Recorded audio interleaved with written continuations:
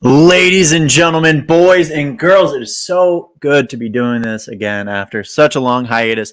But welcome back to Pop Shots with me, James Puopolo. Just James, apparently. That's all I did, just James. So, welcome back. I am going to be going over some of my draft thoughts today. First and foremost, we're going to be going over mock draft 1 that Zach, Drew, and I collaboratively did.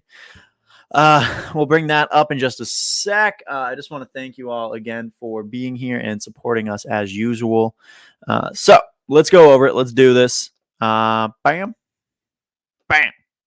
Nailed it. Let's try to get that bigger. Come on. You guys don't need to see me. So what we're looking at here is the first round mock done by PFF. Zach and I and Drew, we all just kind of collaboratively. If you want to listen to the podcast, you're more than welcome to go in and see what we were actually saying about all of this. But we started off on the board with Evan Neal. Evan Neal, phenomenal tackle, monster of a human being out of Alabama. Expect that out of, every time they produce someone that they're going to be, they're an underrated lineman school as a whole. I mean, I think Alabama is an underrated school for a couple positions. I mean, people tend to focus on, the upper up, but Evan Neal being a tackle, phenomenal, especially first point with that. Evan Neal, like you should be going tackle here. You should be going what you need, and you need to protect your best asset in Trevor Lawrence. Now, you can get good edge rushers in the top of the second where they're going to live. You don't need to get an Aiden Hutchinson right now. You don't need to get a Kayvon Thibodeau falling to 8 there. You can just get an Evan Neal and be happy and be fine and be satisfied, and then go get an edge rusher that's going to pair well with Josh Allen later. But if you're in the Lions case, you're going to go with the best available, and you're going to go Aiden Hutchinson, keeping him in Michigan. Should please some of the fans. Phenomenal motor, phenomenal player, huge drive. Everything I've seen coming out about him is that he's just like pumped to be on the field, pumped to just have that chance, and he works his ass off for it. It's really great to see. Kyle Hamilton, one of my favorite picks over here from this draft class in general, actually ends up going to Houston. And it's funny when you do a mock draft on PFF, you'll see like the Texans just need everything, like broad brushstroke. They need all of it. If you ask what else they need more. Kyle Hamilton, I believe, is one of the most NFL ready prospects in this. I think he is, I think he's the generational talent. We talked about that a lot last year with Kyle Pitts and Micah Parsons, and there's no reason Kyle Hamilton shouldn't be in that discussion. There's one more player I'll tease on that I think could be in that discussion. Actually, not that far down, but Kyle Hamilton, phenomenal safety out of Notre Dame, plays a lot like Sean Taylor Light, which is just what you need. Ike Mekwonu, one of my favorite tackles in the draft, goes to the first pick to the Jets at 4. With the Jets, there's a couple pathways they could go. You can be solidifying that offensive line. Great. And keep Zach Wilson safe. I said Zach Moss. I was really convinced I was going to say Zach Moss there. But keep Zach Wilson safe. Ike Mekwonu is the guy who's going to do that. Now, what else they could do here is Derek Stingley still available. I know a lot of Jets fans don't want him. They don't even want Kyle Hamilton, apparently, because they have a bad taste from Adams. But Stingley's there. If you wanted Linderbaum, I guess, if you wanted to go for a center, seems a bit of a reach, but whatever. Thibodeau has been slipping down boards, but also could be there if you want another edge rusher. I think the smartest play is to get an Ike Mekwonu now, solidify what you're going to do later with another need, but balance it out. Don't just go one side of the ball or the other, because you can do that and make it phenomenal. But I would say just go get the best available lineman and Ike Mekwonu. Derek Stingley Jr. goes to the Giants at 5. Derek Stingley's another dude I want to say he's a generational talent. He plays a lot like every LSU corner before him. He has a lot of like Tre'Davious White in his game. Very talented, had that obviously prolific freshman year. And since then, we've seen a couple injuries. I think last year, if I'm going to be honest, I think last year was more of like, hey, I'm injured, quote unquote injured. And it's like, oh, come on. Get on the field. And he knew LSU wasn't going to be good. Anyone who looked at that team knew LSU wasn't going to be good. They weren't going to be any type of shape to do anything. So it was a good move on his part to at least not waste that year and keep him healthy and get him ready for the draft. But Stingley at 5 to the Giants really solidifies a position that they could see a lot of cap casualties at. Now, at 6, finally, the Panthers do something right and get Charles Cross out of Mississippi State. You'll see a lot of these mock drafts, not just ours, everywhere, swapping out Neal and Aquanu and Cross. You really can't go wrong with either three. They play prototypically the same. Cross is a little bit smaller of a frame, which isn't like that much of a statement considering Aquanu is, I think, like 6'5" or something. He's a monster, and Neal's in the same boat. Cross plays a little bit shorter, a little bit better in pass protection, but it's all about what you want to prioritize. And at this point, you should just be prioritizing protection. So good job, Panthers, at least in our minds. Then the Giants go back with their second pick, and they get Tyler Linderbaum out of Iowa, another lineman factory I was kind of talking about. Someplace we talk about a little bit more. They produce those big boys and tight ends and linemen. Linderbaum's phenomenal. Great center. It's obviously the two positions that you're going to see drafted the most in these or at least in the first round of drafts, is tackle and center. Linderbaum goes a little bit ahead. You're going to see a guard falling somewhere there, but Linderbaum's going to be the guy who's going to solidify the middle of a line that has just been atrocious and going to be a piece that the Giants are going to need if they want to keep Saquon healthy. Moving on a little bit more, this was a tough one for me. I wanted to kind of swap these two around a little bit, but Kayvon Thibodeau ends up going to the Falcons. Now, the thought process with everyone was that the Falcons could use as much help as possible on the defensive side of the ball. And Kayvon Thibodeau could be that guy, should be that guy, all things considered. He was at one point discussed as being the 101 in this class. I've had a lot of issues with his character, or I've heard a lot of issues. I don't have a lot of issues with it. I think it's all a little bit of smoke. We'll see. Obviously, more of that will come out as draft gets closer. And by the way, combine next week. Thibodeau there. Kenny Pickett going off the board. So apparently we're going to stick with the tall white quarterback goes to Denver. That actually was discussed when we were doing this too. Kenny Pickett's a great quarterback. He's had the most time to progress in college. I think he took 6 years through at Pitt. He had his obviously best year this offseason. It's good to see. I love Kenny Pickett. I do think as like cut and dries, we're trying to make this as a tall white guy. There's one thing that they're missing, and it's going to be a concern. We'll see how this actually ends up coming out in the combine, as I just fucking said, the combine. But Kenny Pickett has tiny hands, which, once again, everyone takes that differently. Everyone can take that and whatever. They already had a quarterback with 2 gloves. I think Kenny Pickett's a much bigger upgrade over Teddy H2O. But enough of that. Kenny Pickett, strong quarterback, big pocket presence, 9th overall to the Broncos. And 10, what we were talking about a little bit later, Sauce Gardner. So this is going to be that split we were talking about a little bit ago. Ika Makwanu protecting the line. Obviously, they need a ton of help and defensive back. Would like to see either Kyle Hamilton there, but obviously swiped away. So Ika Makwanu, rewind. So Sauce Gardner, you're going to hear this stat more times than I care to count. But how he never lit up a touchdown in college. 1,000 snaps. It's impressive. It is very impressive. At any level of the game, that's impressive to be able to lock people down like that. Now, there's been instances like that before, though. We've had players in college who have never lit up sacks. I can't think of who that was. The lineman, I think it was 3 years ago, ends up being a total bag. So obviously take that with a grain of salt. I do think Sauce Gardner is a better player than that. I think he is a phenomenal corner. I think he just really plays well in man, but obviously some people have bad taste in their mouth.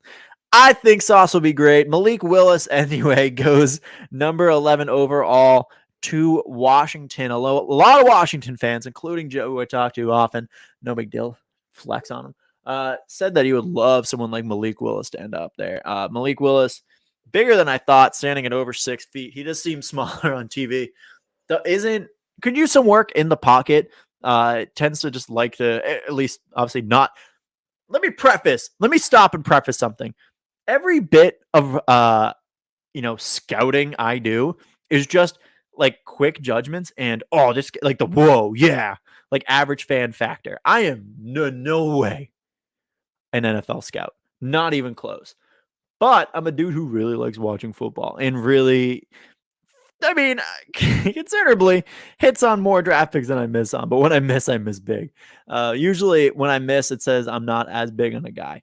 Malik Willis, I am big on. I think he is a player that could do really well in this system, and I think they're in a position where they know they're not necessarily a great quarterback away. Like, I don't think a Russell Wilson trade necessarily makes Washington a Super Bowl contender. They'll make the playoffs because a weak division, but I don't know. So you're at a position where getting a Malik Willis at 11, where quarterbacks kind of, I was saying this to them during, but quarterbacks start to translate their value here. And that's part of the reason people are saying it's a weak draft class. It's really not. It's just that quarterbacks aren't going to live in this like 1 to 5 range, which we've gotten so used to. When it starts really translating at Malik Willis, like once you get to those teams, like, all right, yeah, I can justify making this pick. And the Washington Commanders, I almost said the football team, makes a theoretical good pick with Malik Willis. Now, George Karlaftis going to Minnesota, an edge rusher out of Purdue, a little bit bigger. I like Karlaftis a lot. I think he's living perfectly as the edge 3 in this one. Hutchinson, I feel like, is a much better balanced. Kayvon Thibodeau is a home wrecker, but I mean, obviously, people have those concerns. Karlaftis could end up and will effectively end up being a great player. It's just I hope Minnesota doesn't squander his career. Now, here's the big question. The Browns at 13 who are we going to go with? Are we going to go with a Drake London, who I fully expect actually to be on the board for the Jets? Are we going to go Garrett Wilson? Are you going to go Treylon Burks? I think it's really a 2-horse race between Wilson and London. I would like Wilson here. Just, you have to realize with Browns fans, one thing that'll make them love you instantly happened with Denzel Ward. Be an Ohio State guy. It's simple as that. And Garrett Wilson is. So there's already that small layer of he's a hometown guy, even though he's not from Ohio. He's played here. Might as well keep him here and like keep the fans happy. It all depends on what you want. And I got in this debate with Cadet, Showtime Cadet on Instagram and Twitter. We're talking about what he said. Why do people think AJ Brown is better than DJ Moore? And I think a lot of that goes into kind of AJ Brown's self-marketing. He's just in the eye a little bit more, but it's all about personal preference. And there are obviously some stats that go into the back of that where I think AJ Brown has more touchdowns, but DJ Moore gets more yards. If you wanted AJ Brown or a DK Metcalf or a Mike Williams, that's fine. That's not wrong. But you're getting a bigger bodied, sturdy receiver, not going to run as like refined routes, not going to really lose them. If you want a Jamar Chase, if you want a Justin Jefferson, if you want someone along those lines, you're going to go more towards like a DJ Moore, or in this case, a Garrett Wilson. Drake London fits more of that big body. Neither answer is wrong, but you're going to go with a Garrett Wilson if you want someone who plays a little bit faster, plays a little more free, gets open, and gets those passes. I think the worst thing you could do if you have any thought of like Baker being successful is try to make him make contested passes. And I know that sounds obvious to some extent, but that's kind of the appeal of a Treylon or Drake London. They're going to make those contested catches, but I'd rather not throw 50-50 balls. I'd rather throw it to an open receiver. Big if fucking true. Tell me I'm wrong, though. Tell me that doesn't seem to favor any quarterback in the league. I don't doubt Drake London's going to be good. I love Treylon Burks, too. I think he's going to be good. But Garrett Wilson goes here. We've talked enough about this. That's a different show. 14, Trent McDuffie falls into the Ravens' laps. And this seems to happen to the Ravens every year. They end up lucking out and just getting a really talented player. Trent McDuffie, people are worried about his size a little bit, but he's part of really prolific Washington defensive back group. He was locked down for the most part. He's really fast. He's tough to get away from. Trent McDuffie ends up filling a gap that, although it may not seem like an immediate need for the Ravens, I could see them moving on from a corner this offseason. I know they just had those injury concerns, but Marcus Peters is going to want the bag coming soon. So this was the this was the interesting one I tried to talk to them about. So we're at the Philly picks 15 and 16 right now, and as a collective, we said Devin Lloyd should be the next pick, 15. Great. I will say I get where they're going. I do. I think it's. I love my boys. Looking back on this, it doesn't make a dick's worth of sense. Then we go, so Devin Lloyd at 15, 16 ends up going Nakobe Dean, another linebacker interior.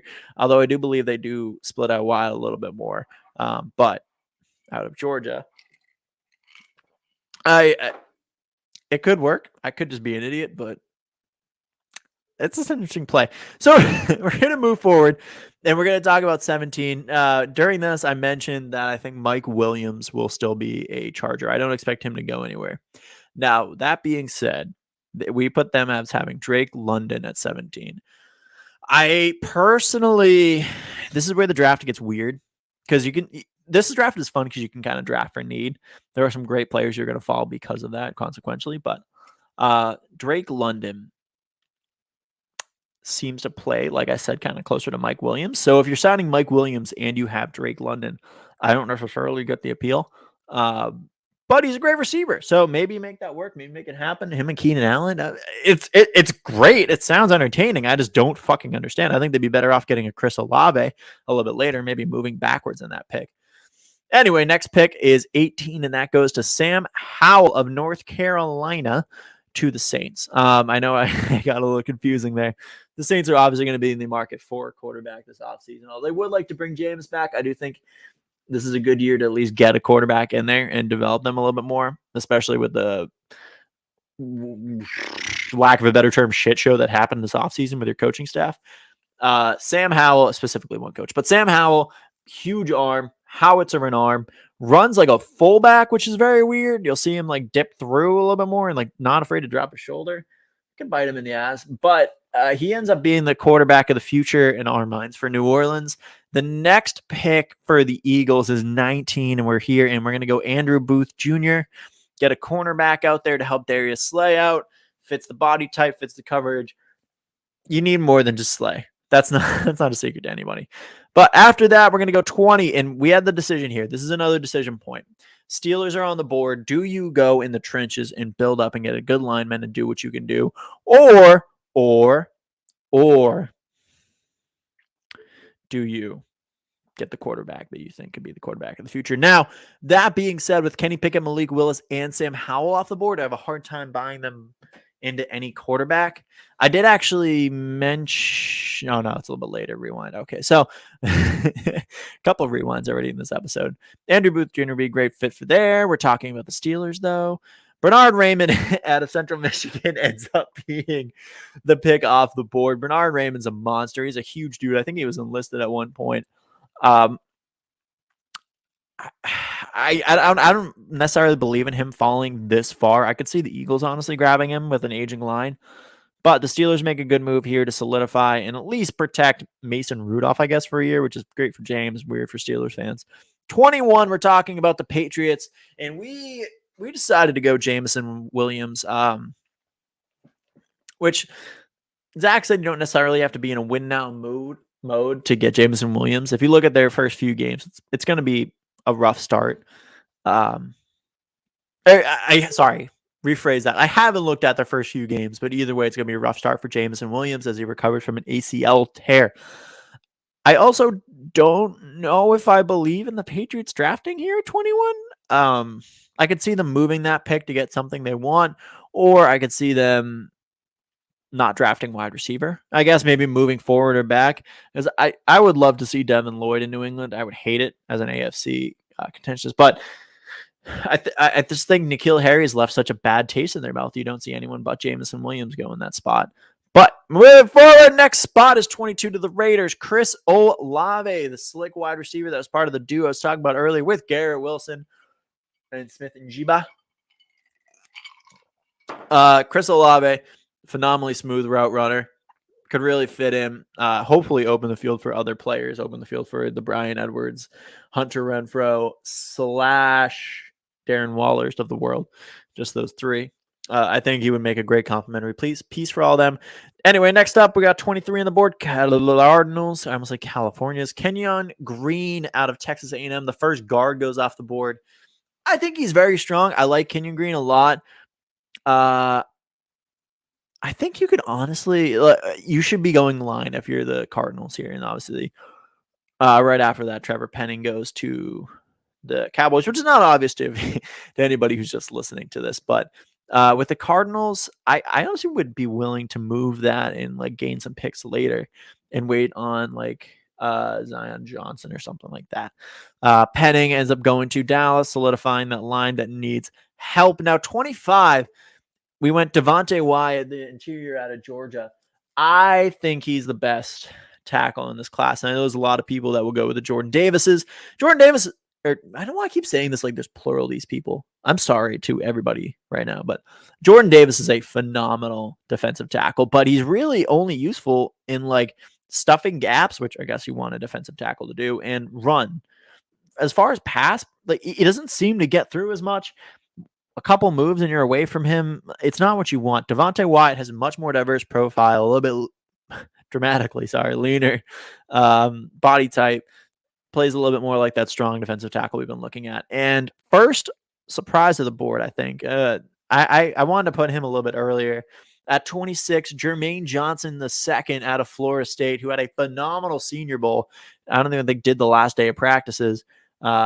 He had a great showing and put a lot of stuff on Dave, and seems like he could be a perfect Vrabel guy. Obviously, there was a Treylon Burks who could have gone there. We feel like that didn't differentiate too much from A.J. Brown, as we already talked about. I also said I would like to have seen Desmond Ridder there because I feel like Desmond Ridder plays like a younger Ryan Tannehill, so it wouldn't be that hard of a transition. I think like Jermaine Johnson's a phenomenal pick there, but gun to my head, I think Desmond Ridder might have been the better choice. So we slide down one more. Jalen Petrie to the Bucks at corner. They just need some help back there. Obviously, injuries are biting them in the ass, and you could use another stud to stay out there longer.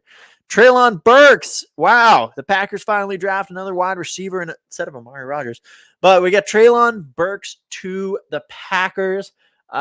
Huge big body wide receiver. It would pair really nicely with Devontae Adams. Hopefully actually open up the field for Scantling or Lazard as well. Also, honestly, might negate your need for a tight end with Tonyan hitting free agents. Speak of the devil from earlier, Zion Johnson is the second guard off the board going to Miami. At this point, we looked and we said, well, what's the best thing we can do for them? And it's protect Tua, build that line that is historically bad. And so we did that. Went out and got Zion Johnson, who many people are, including PFF at this, are calling the most NFL ready guard in the draft. Next up, the Chiefs go with Khair Elam. I always butcher his name, but the defensive back out of Florida. Talented, physical specimen. Can slip up a couple times, tend to get the penalties, but great fucking defensive back. Love to see him out there. Would love to see him in Kansas City. Once again, wouldn't. Browns fan bias, but like as an NFL fan, as a college football fan, I'd love to see Elam out there. Trayvon Walker, the edge out of Georgia, almost clears out the entire Georgia front. Oh, no, we didn't do Davis. Sorry, Davis ended up falling to the second round in ours. But Trayvon Walker, another strong edge rusher, goes to the Bengals. And then final pick in the draft, Desmond Ridder. You got to expect if a quarterback's here at 32 that the Lions are going to grab him. And Desmond Ridder ends up in Michigan. So overall, I mean, there's some big glaring gaps that we kind of slipped on. I'm going to, as far as a first draft, I'm going to give this one like a B minus. I feel good about a lot of these picks, but I don't know if I'm, as we went through it together, I don't know if I'm necessarily confident in every single one. You'll see us do more of these throughout, though. I'm going to be for sure doing stuff with Zach and Chris, I believe, about the Patriots. We'll probably do some Patriots mock drafts, talk about free agents, hopefully soon. You'll see more of this stuff. So let me talk quickly then with this last bit of time about what Pop Shots is going to be. So what you'll be tuning in, I'm going to actually probably, this is going to be so miserable for you guys listening right now. I'm going to put this out on Anchor. We're going to get this hopefully uploaded the same day, probably Monday. And that'll give you the opportunity for the audio to catch in on this. But if you want to see me, stay here. We have Twitter and Facebook and YouTube going right now. I would love to see y'all stop by in the chat and talk. But what we're going to be focusing on mostly with this is draft prospects, draft storylines, draft prospects, whatever. And then we'll be talking about more offseason stuff. I'm hoping to get some fun people on. Hopefully Sam Cardona. I'll get Zach from Breaking Down the Tape. Hector will definitely come on at some point. Maybe Mikey from Game Point. There's a wealth of people I want to get on now. The Real Talk guys, maybe Onside. Jeez, names just keep going. Woo! Vitaly. God, cool, dude. I have internet friends. We'll be talking about draft prospects, though. We talk about what we would really want to see out of that. We might even do a draft special, like live when it happens. But honestly, I just want to focus on the stuff that I have fun recording, and that's going to be this. So we'll tag in some draft diamonds and just stay along, learn a little bit about prospects with me. But anyway, thank you all for joining. I really appreciate you, and I love you for stopping by. I love not just that. I love you. I love you all. You're amazing. You know where to find us: Instagram, Twitter, Facebook at BOTA. BOTA Sports. That's from the other show I just recorded. At BOTA Sports. This can be found on all your favorite podcast platforms, and it'll be on YouTube as well. Thank you. Stay beautiful. I love you.